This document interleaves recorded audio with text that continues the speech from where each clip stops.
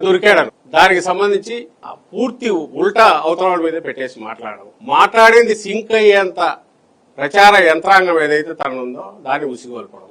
నేను ఇంతకుముందు అన్న ఆర్గనైజ్డ్ మీడియా టెర్రరిజం ఎట్లుంది మనకు చూసి అందులో భాగంగానే మీరు చెప్తున్న మద్యం బాటలు. అవును, మద్యం బాటలది ఒక కేసు దానికి సంబంధించి అడ్డంగా దొరికితే జియో ట్యాగ్ తో సహా బయటకు వచ్చి పెట్టిద్దే. దీని గురించి నిజంగా నువ్వు కరెక్టివ్ ఇదేదన్నుంటే యాక్షన్ తీసుకున్నారు. ఒక ముఖ్యమంత్రి ఆయన లోపలే మాట్లాడినాడో మనకు తెలియదు కానీ క్యాబినెట్ లో దాని గురించి బ్యానర్ హెడ్డింగ్ తో ఆ మీడియాలో వస్తుంది. ఎంత ఆర్గనైజ్డ్ అనేది. రెండు సరే మీ దాంట్లోనే వస్తాం.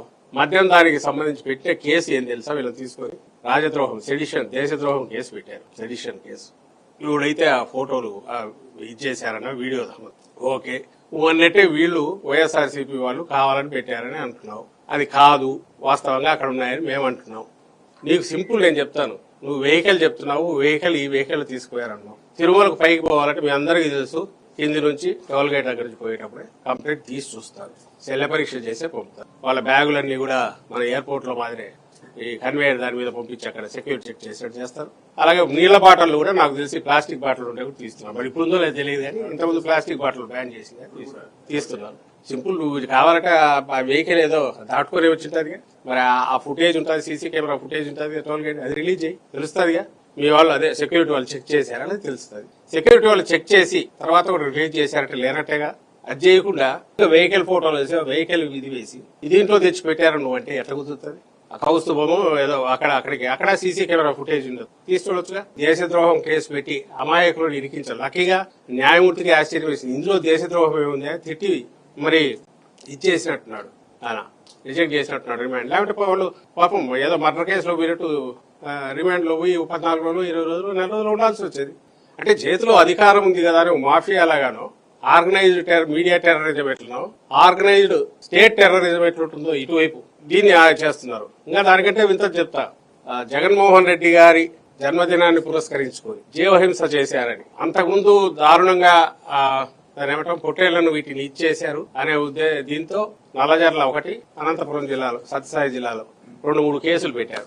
ఇవి కాక చాలా చోట్ల పెట్టారు, అక్కడ రోడ్ల మీద తిప్పారు.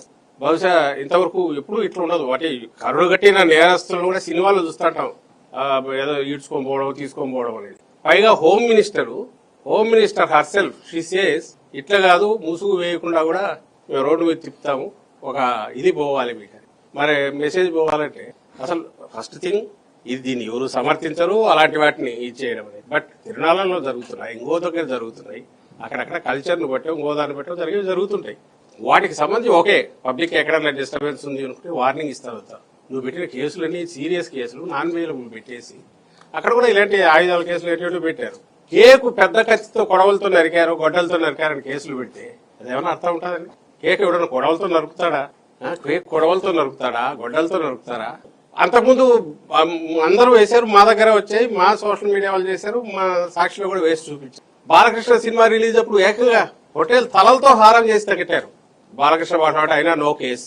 చంద్రబాబు నాయుడుకు అతను పరిటాల శ్రీరామ్కు ఎదురుగా వెహికల్ అతను కూర్చోటి ఎదురుగా నరకడం చూడాలంటేనే ఇది వస్తుంది, అయినా నో కేసు. ఇప్పుడు ఇక్కడ ఎవరో వాళ్ళ అభిమానంతో దాంతో పిల్లలు ఎవరో చేశారని చెప్పి దానికి ఎవరిని టెర్రరైజ్ చేయాలని క్వశ్చన్ చేస్తే, లేదా నీ అభిమానాన్ని ప్రకటిస్తే, నువ్వు బయట తిరిగితే, నువ్వు జగన్మోహన్ రెడ్డి గారితో ఐడెంటిఫై అయింటే, ఆర్ నువ్వు వాళ్ళ తప్పులు ఎత్తి చూపితే మామూలుగా ఉండదు, నీకు నువ్వు నేరుగా జైలుకి వెళ్తావు అనే మెసేజ్ ఇవ్వాలని ఏదైతే అనుకుంటున్నారో దాంట్లో భాగంగా అవి చేస్తే, నిన్నటిది మరీ విచిత్రమని కోడి కోసుకున్నారని చెప్పి వాళ్ళ మీద ఇప్పుడు కేసు పెట్టి నాన్ బెయిలబుల్ పెట్టి నిన్న ప్రొడ్యూస్ చేస్తే వాడి అదృష్టం, ఆ పిల్లాడి అదృష్టం. ఇది కూడా జగన్మోహన్ రెడ్డి గారి ప్రత్యేక పాపం. ఆయన మీద అభిమానంతో వాళ్ళు కోడి కోసుకొని తిన్నారు.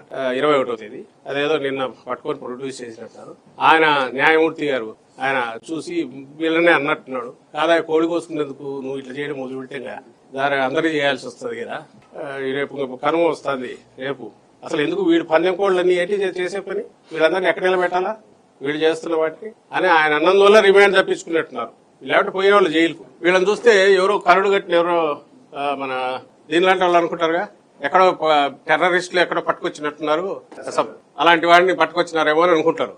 కోడిని కోసుకుంది వీళ్ళే అంట. జగన్మోహన్ రెడ్డి గారి మీద అభిమానంతో ఆ రోజు వీళ్ళు చూడు టోపీలు పెట్టుకుని ఒక్కొక్కరు, వీళ్ళు డిఎస్పీలో మరి సిఐలు అంతా, సిఐలు ఎస్ఐలు కానిస్టేబుల్ అంతా మరి పోలీస్ అధికారులు, వీళ్ళు వీళ్ళు తెచ్చి వీళ్ళని ప్రజెంట్ చేసిన పద్ధతి జోకు ఎగతాళి అంటే ఎవరో రిపోర్టర్లు కూడా నవ్వుతున్నారు. మాకు వెహికల్స్ లేక మేము నడిపించినామని. అంటే ఎంత ఎగతాళి అయిపోయింది. అసలు వీళ్ళు ఏ ప్రైవేట్ సైన్యమా నాకు అర్థం కావట్లా. ఒక గవర్నమెంట్లో పని చేస్తున్నారా, ప్రైవేట్ సైన్యమా? యంగ్ ఏజ్లో ఉండేవాళ్ళం, ఇందిరాగాంధీ గారు అప్పుడు 75-77 మధ్య. తర్వాత నక్సల్స్ ప్రాబల్యం బాగున్నప్పుడు మన ఆంధ్రప్రదేశ్, ఉమ్మడి ఆంధ్రప్రదేశ్లో కానీ పక్క రాష్ట్రాల్లో కానీ అప్పుడు చూసాం. అప్పుడు కూడా ఎన్కౌంటర్లు చేస్తామనే బెదిరింపులు, ఎన్కౌంటర్లు, ఫేక్ ఎన్కౌంటర్లు. అంటే సిస్టమ్ గాడి తప్పితే ఒక లెవెల్ ఆఫ్ దీనికి ఎక్కడికి పోతుందంటే అక్కడ కనపడింది. ఇది ఎక్కడ కూడా ఉండేది. అంటే ఎక్కడ ఎవరు క్వశ్చన్ చేయడానికి వీళ్ళ, బయట నలుగురు ఒక దగ్గర కలవడానికి వీళ్ళ, ఇది అన్యాయం అనడానికి వీళ్ళ, కేసు పెట్టేసి అయిపోయి. అంటే నేను I can create are destruct anything. ఒక ఇమేజ్ని బ్రహ్మాండంగా చేయగలను, ఒక సంసారిని వ్యభిచారిగా చూపగలను, వ్యభిచారిని సంసారిగా అయినా నేను చూపగలననే ఒక ధీమాన్న ఉండాలి. 180,000 కేజీల అదేదో గోమాంసం పట్టుబడింది వైజాగ్లో. ఏమైందండి అది? మాట్లాడు. సామాజిక కార్యకర్తలు, ఈ న్యూట్రల్ మేధావులు క్వశ్చన్ చేస్తుంటారు. మేము వైఎస్ఆర్సీపీ నుంచి అడుగుతుంటాం. 4 రోజులు, 5 రోజులు, వారం, ఆ తర్వాత ఇంకోటి. ఈలోగా తను పెద్ద ఏదో తెచ్చి వేసేస్తాడు. దానికి రిప్లై ఇచ్చుకోవడమో ఏదో చేయక తప్పదు. ఇగో ఇప్పుడు నేను అట్లాడితే మద్యం బాటిల్ తాను దొరికి దాన్నే ట్విస్ట్ చేసి ఈరోజు ఉల్టా వేస్తే దీన్ని కడుక్కోవడానికి ఇటువైపు నుంచి మాట్లాడాల్సి వస్తుంది. సో క్వశ్చన్ చేసిన వాళ్ళు టెర్రరైజ్ చేయడము, క్వశ్చన్ చేయకుండా ఆపడము, టెర్రరైజ్ చేయడం కూడా భయపెట్టడం కాదు, ఏకంగా జైళ్ళలో పడేయడం. ఇంకోరు అనుకున్నారు. ఎంతకాలం ఆపగలరు, ఎంతమందిని ఆపుతారు? ఇదంతా కూడా నేను రోలర్ కోస్టర్ ఎక్స్పీరియన్స్ ఎందుకు అంటున్నా అంటే, మార్నింగ్ లేసరికి పేపర్లు చూస్తే దడ ఏదో పడుతుంది. ఫేక్ అకౌంట్లో 100, నాకు తెలిసి 400-500 ఉన్నట్టున్నాయి. YouTube channels, fake YouTube channels, వాళ్ళు డిఫరెంట్ నేమ్స్తో. ఆర్గనైజ్డ్ అని ఎందుకన్నారంటే, ప్రతిదీ ఏది అజెండా మొదలు పెట్టాలన్నా ఆటోమేటిక్ దానంతా సెల్ఫ్ ప్రొపైల్డ్ సిస్టమ్ లాగా టకా వచ్చేస్తుంది. వాటిలో వస్తాయి, మళ్ళీ డిబేట్లు నడుస్తాయి, మార్నింగ్ పేపర్లో వాటిలో వస్తాయి. వీళ్ళు కొంతమంది నాయకులు ఎవరో మాట్లాడతారు. That will become reality. ఈరోజు కాదు, అపోజిషన్లో ఉన్నప్పుడు